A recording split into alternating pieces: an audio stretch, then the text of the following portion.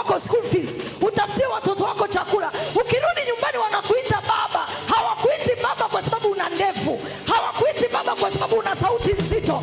Wanakuita baba kwa sababu umeleta chakula, wanakuita baba kwa sababu umeleta school fees, wanakuita baba kwa sababu wakiumwa unaweza kupeleka hospitali. Wanaume ni majukumu.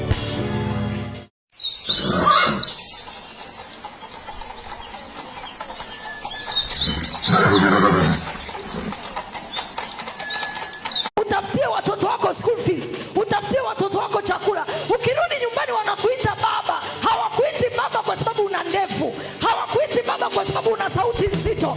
Wanakuita baba kwa sababu umeleta chakula, wanakuita baba kwa sababu umeleta school fees, wanakuita baba kwa sababu wakiumwa unaweza kupeleka hospitali.